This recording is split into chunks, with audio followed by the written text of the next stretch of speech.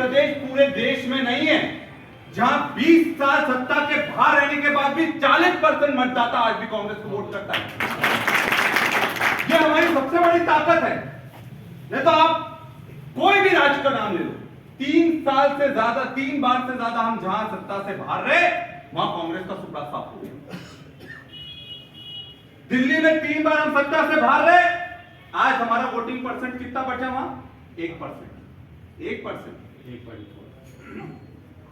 तो आप एक चीज समझो, आज हमारे मध्य प्रदेश की तासीर यह है कि कांग्रेस यहां पर घर घर में है और यह हमारी सबसे बड़ी ताकत है। और मेरा आप सबसे यह कहना है, मैंने आप सबको सुना, बहुत अच्छा लगा, खुलकर बात कहते हैं। और यह भी बात सुन लो, इतना खुलकर आप कांग्रेस में ही बोल सकते हो। बीजेपी में जाकर महाराज के भी राज चले गए, बीजेपी में जाकर रावत जी की भी हालत खराब हो गई। और ये स्पष्ट है, ये तो कांग्रेस है कि सबको बोलने की आजादी है। और ये कांग्रेस ही है जो आज संविधान की आत्मा को जो बचाने का काम है वो कांग्रेस पार्टी कर रही है। दिल्ली में जिस तरह से प्रियंका गांधी जी, राहुल गांधी जी, खड़गे जी, मैं खड़गे जी को भी सलाम करता हूं, 84 की उम्र में क्या झाड़ते हैं वो, सही है कि नहीं? मतलब संसद तो छोड़ो, मैंने मंच पर देखा, क्योंकि झारखंड भी आए थे वो, उनकी सभा में हम साथ में ही थे। और एक सभा भी मैंने उनकी देखी जहां वो बेहोश हो गए, फिर खड़े हुए बोले जब तक कि बीजेपी को दरकिनार नहीं करूंगा तब तक मरूंगा नहीं। देखा था कि नहीं देखा था? देखा था कि नहीं? मतलब बेहोश हो गए, उसके बाद खड़े होकर क्या बोला, जब तक बीजेपी को सत्ता से बाहर नहीं करूंगा तब तक मैं मरूंगा नहीं। और जितने पुराने लोग हैं वो हमारी सबसे बड़ी पूंजी है, समझो। नए वाला व्यक्ति इधर उधर हो सकता है, पुराना व्यक्ति इधर उधर नहीं होगा, ये हकीकत है। हमें ऊर्जा की भी जरूरत है और साथ में मार्गदर्शन की भी जरूरत है। और ये बात देखो, एक बात हमें समझना पड़ेगी, अपेक्षा हमारी बहुत है कि हमें इससे नहीं पूछा, इसने नहीं पूछा, इसने नहीं पूछा।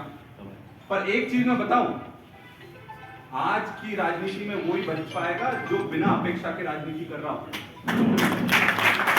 अगर हमने ये सोच लिया कि हमें ये चीज मिलेगी तो हम राजनीति करेंगे, हमें ये पद मिलेगा तो हम राजनीति करेंगे, हमारे लिए कोई कुछ करेगा तब हम राजनीति करेंगे, तो आपको बहुत पीड़ा होने वाली है। बिना अपेक्षा के राजनीति करो और अपनी विचारधारा हो तो राजनीति करो। अगर कांग्रेस में विचारधारा नहीं रखते और आरएसएस, बजरंग दल, बीएचपी के खिलाफ बोलने से डरते हो तो आज ही चले जाओ। डरकर राजनीति नहीं होती है, डरकर राजनीति नहीं होती है। और अगर आप डरकर राजनीति करोगे तो आप समझौता करोगे कि अगर किसी के घर टूटे तो टूटे, अपना घर नहीं टूटना। हमें एक चीज समझना पड़ेगी और आपको एक और चीज समझना पड़ेगी।